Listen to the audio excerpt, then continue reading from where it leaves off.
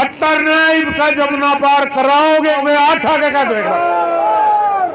Election आप लोगों को लड़ना है, बुद्धि राजा इलेक्शन नहीं लड़ेगा। चाहे आधी रात लग जाए, दिन रात एक कर देंगे, चाहे 1 महीने के लिए भाई घर भी जाना छोड़ दूंगा, लेकिन ये छोरा गरुंडे हल्के से हमें जिता के भेजना है। एमपी का इलेक्शन होने वाला है और हमारे बीच एक बहुत युवा लड़का, एक साधारण से परिवार से है। हमें सबको इकट्ठे होके उसका साथ देना है, इसी के लिए आप लोगों को बुलाया। 10 साल का शासन बीजेपी का हमने देखा है, हमारे बीच बीजेपी के भी आएंगे। केवल इतना ही मैं रिक्वेस्ट करूंगा कि उनसे हम पूछें तो आपने हमारे लिए क्या किया। सिर्फ आप लोगों के हौसले से, आप लोगों के आशीर्वाद से ही मैं आगे बढ़ूंगा।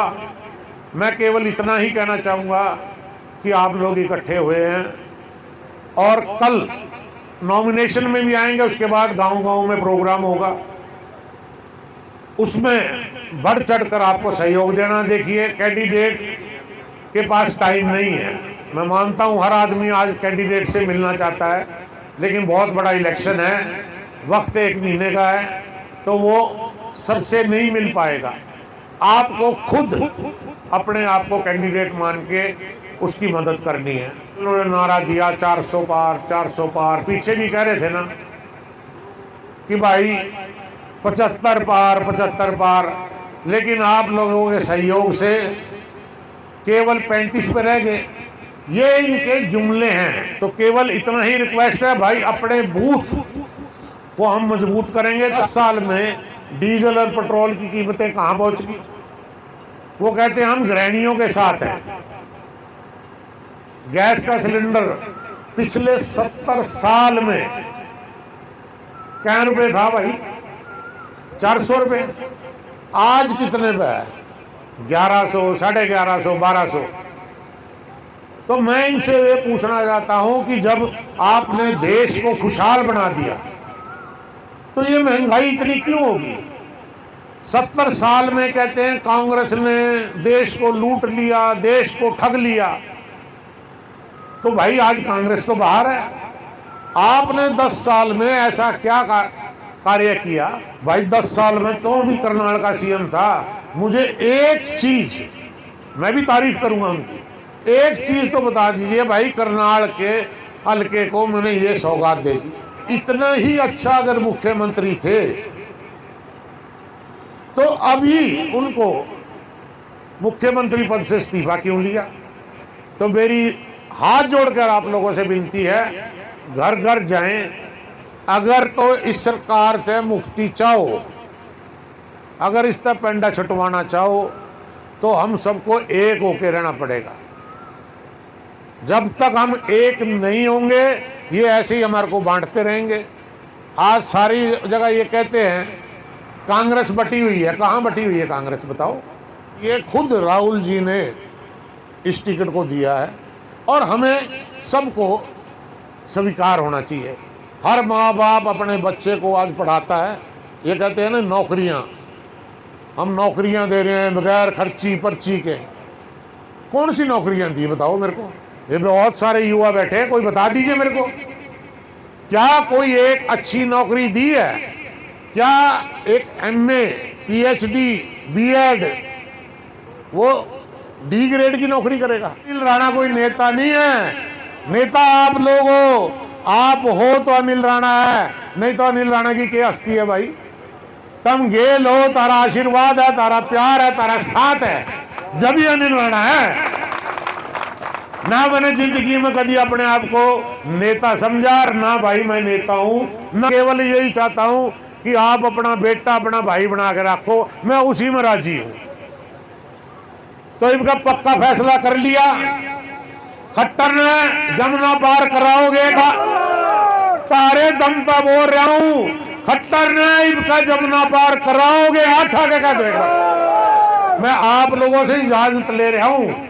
क्या मैं आपके भरोसे कह दूं कि हर मेरा जो भाई है, जो मेरा भाई बुजुर्ग आया है वो अपने आप को देवांशु बुद्धि राजा समझकर उसका साथ देगा।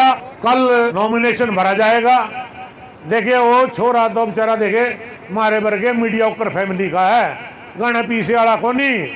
सीएम के खिलाफ लड़ाई लड़नी है ना, तो हमने एक एक ना अपने आप को देवांशु बुद्धि राजा समझकर उसका साथ देना है। इस तरह आपने मुझे इतना प्यार सम्मान दिया, जितनी वोटें मेरे पे दी उस तक 1.5 कर दियो।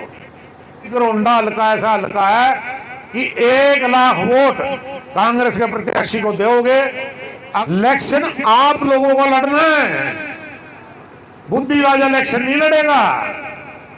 आप लोगों के सारे, मैं भी आपके साथ बीच में रहूंगा, चाहे आधी रात लग जाए, दिन रात एक कर देंगे। चाहे 1 महीने के लिए भाई घर भी जाना छोड़ दूंगा, लेकिन ये छोरा घरोंडे हल्के से हमें जिता के भेजना है। इस दिन सरकार बनेगी, कंवर रामपाल का जमाना तो याद है, वही जमाना ना आ जाए तो मेरे को धक्के मार के बाहर काट दियो। वही चीज अगर घरोंडे में ना आ जाए। लोकसभा चुनाव में पूरी गर्मी माहौल में आ चुकी है।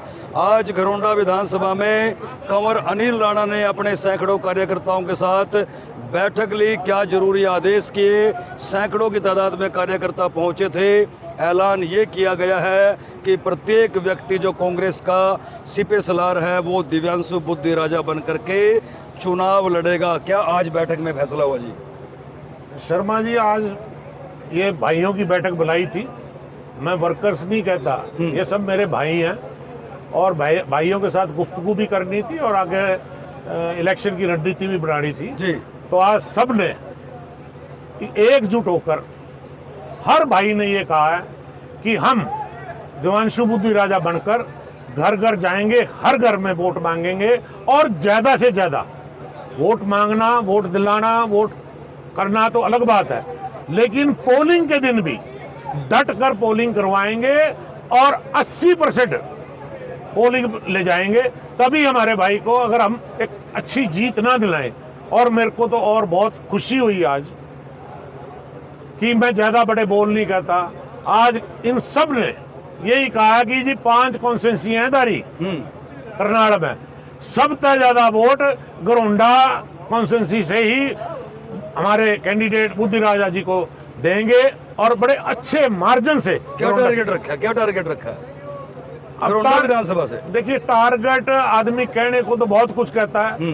80,000 प्लस वोट इनको दिलाएंगे। 80,000 दिलवा दोगे भाई?